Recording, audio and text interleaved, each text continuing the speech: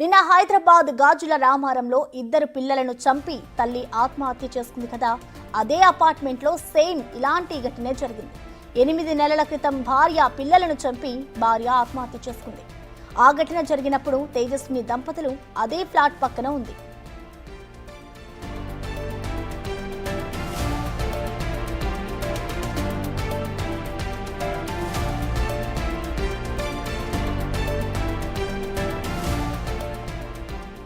ఒకే అపార్ట్మెంట్లో ఒకటే ఏడాది రెండు ఒకే తరహా ఘటనలు. నిన్న హైదరాబాద్ గాజుల రామారంలో ఇద్దరు పిల్లలను చంపి తల్లి ఆత్మహత్య చేసుకున్న ఘటన 8 నెలల క్రితం కూడా సేమ్ అదే సీన్ జరిగింది. ఇటు భార్య పిల్లలను చంపి ఆ తర్వాత భార్య ఆత్మహత్య చేసుకుంది. ఈ ఘటన జరిగినప్పుడు కూడా ఇటు నిన్న ఏదైతే ఘటన చోటు చేసుకుందో తేజస్విని దంపతులు కూడా అదే ఫ్లాట్ పక్కన ఉన్నారు.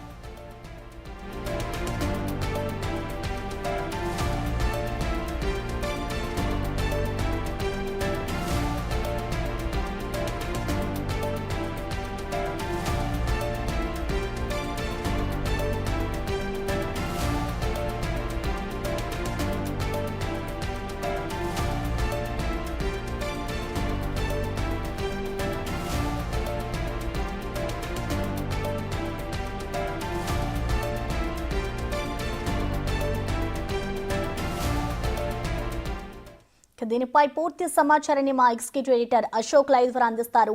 అశోక్, మనం చూస్తూ ఉన్నాం నిన్న ఇటు గాజుల రామారంలో ఒక తల్లి ఇద్దరు పిల్లల్ని చంపి ఆ తర్వాత తను కూడా ఆత్మహత్య చేసుకుంది.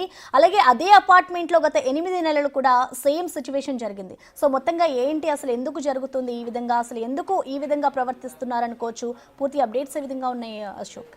ఎస్, తల్లిదండ్రులు అసలు బిడ్డల్ని చంపుకోవటం అనేది అత్యంత బాధాకరమైన విషయం. వాళ్ళు ఆత్మహత్య చేసుకున్నారంటే రకరకాల కారణాలు ఉండొచ్చు, కానీ తాము కని పెంచిన పిల్లల్ని అత్యంత కర్కశంగా దారుణంగా నరికి చంపటం. నిన్న తల్లి అయితే ఏకంగా కొబ్బరి బొండాలు నరికి కత్తిని తీసుకొచ్చి బిడ్డలిద్దరిని కూడా అత్యంత దారుణంగా నరికి తర్వాత ఆమె సూసైడ్ చేసుకుంది.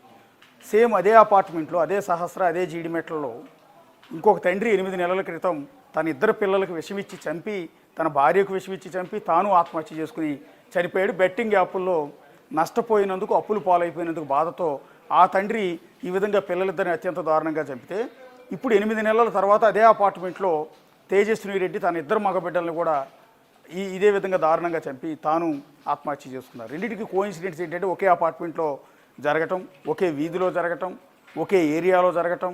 అట్లాగే అప్పుడు చనిపోయిన 8 నెలల క్రితం తన బిడ్డలను చంపిన ఘటనలో వెంకటేష్ అనే వ్యక్తి ఇద్దరికి ఉన్నది మగబిడ్డలు. ఇప్పుడు తన బిడ్డలను చంపిన తేజస్విని ఇద్దరు బిడ్డలు కూడా మగబిడ్డలే కావటం. ఇదంతా కూడా కోఇన్సిడెంట్సా, లేకపోతే వేరే కారణం ఉందా?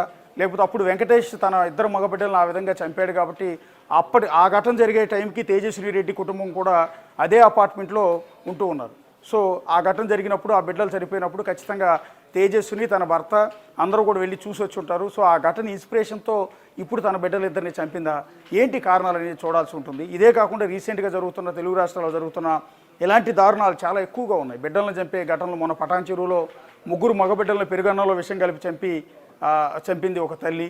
సో ఆ ఇన్సిడెంట్ గతంలో విజయవాడలో 1 సంవత్సరం క్రితం ఒక డాక్టర్ శ్రీనివాస్ అనే వ్యక్తి తన ఇద్దరు బిడ్డలకి ఇంజెక్షన్ చేసి మరీ చంపాడు. తన తల్లిని, తన భార్యను కూడా చంపి తర్వాత తాను ఆత్మహత్య చేసుకున్నాడు. ఇలాంటి ఘటనలు రీసెంట్గా ఎక్కువగా మనం చూస్తూ ఉన్నాము.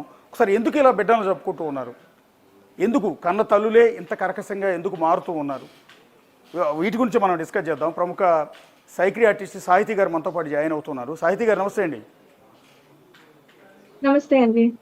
మీకు ఇంట్రడక్షన్ మీరు వినుంటారు. రీసెంట్గా జరుగుతున్న ఘటనలండి ఏంటంటే, బిడ్డల్ని కని పెంచి అల్లారు ముద్దుగా పెంచి ఆ తర్వాత అదే బిడ్డల ప్రాణం తల్లులే తీస్తున్నారు, తండ్రులు తీస్తూ ఉన్నారు. ఏదో ఒక తాచుపాము కనుక తాను పెట్టిన గుడ్డులతో పుట్టిన పిల్లలన్నింటినీ కూడా తానే కొరికి చంపేస్తుందట.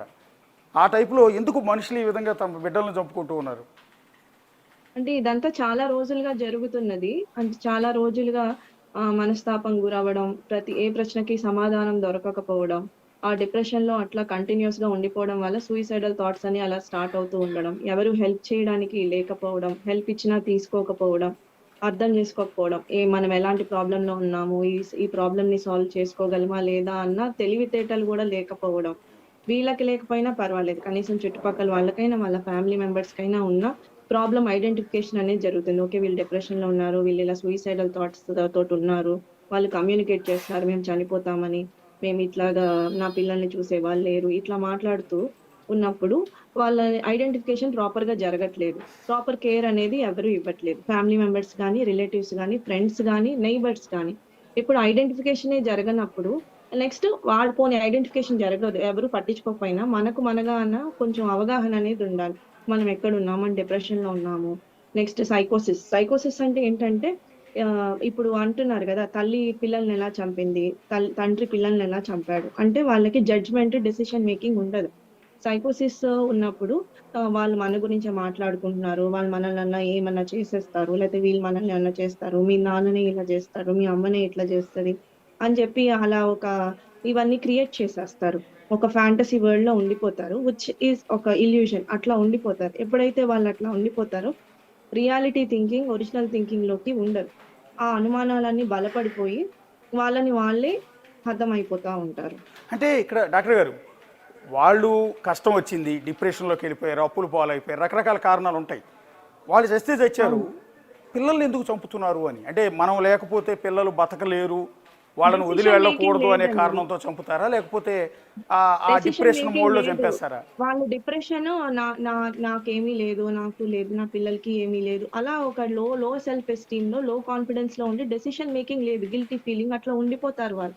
సో, అందుకని వాళ్ళ పిల్లలు అయ్యో! ఈళ్ళు నా పిల్లలు చంపకూడదు అన్న డెసిషన్ మేకింగ్ అనుకుంటే, నేను చనిపోకూడదు అన్న డెసిషన్ మేకింగే ఉంటుంది గదా! నా పిల్లల్ని చూసుకోవాలని ఉంటుంది గదా! అలా డెసిషన్ మేకింగే ఉండదు. సైకోసిస్‌లో complete judgement and decision making will be impaired. అంటే మెంటల్ కండిషన్ కోవిడ్ బాగోలేదు అలా అనుకుందాం. మెంటల్ కండిషన్ అవును. బాగోలేకపోతే పక్కింటి వాళ్ళ మీదో ఎదుటింటి వాళ్ళ మీదో అటాక్ చేయలేదు. వాళ్ళ కన్న బిడ్డలనే వాళ్ళు చంపుకుంటూ ఉన్నారు. అవును. కోవిడ్ వల్ల అందరూ ఇంట్లో ఉండిపోవడం వల్ల వాళ్ళలో వాళ్ళే ఎక్కువ మాట్లాడుకుంటూ ఉండడం, వాళ్ళ లోపల ప్రాబ్లమ్స్ ఏమి బయట ఎవరికీ ఎక్స్‌ప్రెస్ చేయకుండా ఉండిపోవడం వల్ల ఇలాంటి ప్రాబ్లమ్స్ అన్నీ చాలా ఎక్కువైపోయినాయి. కోవిడ్ తర్వాత ఈ సైకలాజికల్ ప్రాబ్లమ్స్ పెరిగినాయండి. ప్రాబ్లమ్స్ ఎక్కువ పెరిగినియి. ఎలాంటి ప్రాబ్లమ్స్ అంటే ఇట్లా ఒక చిన్న విషయానికి కూడా పెద్ద సిట్యుయేషన్‌కెళ్ళిపోయి పెద్ద చంపేంత లెవెల్ సిట్యుయేషన్స్‌కి ఎళ్ళిపోయింది. ఎక్స్‌ప్రెస్ చేయకుండా ఐడెంటిఫికేషన్ జరగట్లేదు. అట్లా ప్రాబ్లమ్స్‌లోకి వస్తున్నాయి. అంటే ఇప్పుడు సైకోసిస్ ఉన్నప్పుడు క్రిమినాలిటీలోకి వెళ్ళిపోతారండి. ఇప్పుడు ఎక్స్‌ట్రా మ్యారిటల్ అఫైర్ ఉంది. వైఫ్‌కి ఎక్స్‌ట్రా మ్యారిటల్ అఫైర్ ఉంటే వైఫ్‌ని చంపేద్దాం అనుకోవడం, లేకపోతే అతన్ని చంపేయడం ఇట్లా క్రిమినల్ మెంటాలిటీలోకి వెళ్ళిపోతారు. ఈ సైకోసిస్ సస్పిషన్ ఉన్నప్పుడు, వాళ్ళకి ఎఫ్ఐఆర్ ఉంది అన్న అనుమానం ఉన్నప్పుడు, ఆ నెక్స్ట్ లెవెల్స్‌కి వెళ్ళిపోతారు. ఎప్పుడు మనం ట్రీట్మెంట్ చేయకుండా, అది కట్ డౌన్ చేయకుండా, వాళ్ళకి కౌన్సిల్ చేయకుండా ఉంటే నెక్స్ట్ లెవెల్‌కి అట్లా వెళ్ళిపోతారు. ఆ, నేను అన్న అది పాయింట్ ప్రాబ్లమ్. అది కాదండి డాక్టర్ గారు. అంటే నేను అనే పాయింట్ ఏంటంటే, సరే అండి, నీకు భార్యను చంపాలన్న ఆ కసి కోపం భర్తకు రావచ్చు, భర్తను చంపాలన్న కోపం భార్యకు రావచ్చు, లేకపోతే ఇల్లీగల్ యాక్టివిటీస్లో భాగంగా వదిలించుకునే క్రమంలో ప్రియుడితో కలిసి భర్తను చంపడం, లేదా ప్రియురాలతో కలిసి భార్యను చంపడం, ఇవన్నీ ఓకే. నేను అనేది వీళ్ళు చావనివ్వండి, ఇబ్బంది లేదు. కానీ పసిపిల్లల్ని ఎందుకు తమతో పాటు తీసుకెళ్ళిపోవాలనుకుంటున్నారు? క్రిమినల్ మెంటాలిటీస్ వస్తాయి. అందుకని మన భేదా తెలియట్లేదు. పిల్లలని, పెద్దలని భేదా తెలియట్లేదు అని చెప్తున్నానండి. ఓకే. క్రిమినల్‌గా తయారవుతారు. అంటే ఓకే. క్రిమినల్ మీరు చెప్పే మెంటాలిటీ లాజిక్ వచ్చింది, ప్రకారం అది ఎదుటి వ్యక్తులు, కనిపించిన వ్యక్తులు ఎవరి మీద అటాక్ చేయట్లేదుగా. కడుపును పుట్టిన బిడ్డల మీద, మన అనుకున్న బిడ్డల మీద మాత్రమే దాడులు చేస్తున్నారు. జడ్జ్‌మెంట్ పోయింది కాబట్టి. ఓకే. హ్మ్. అంటే ఇప్పుడు ఇప్పుడు ఈ ఘటన వేరే చూశారు కదండి వాళ్ళైతే మీరు. వేరే మేడం, వాళ్ళైతే ఎదురు తిరుగుతారు గదండీ!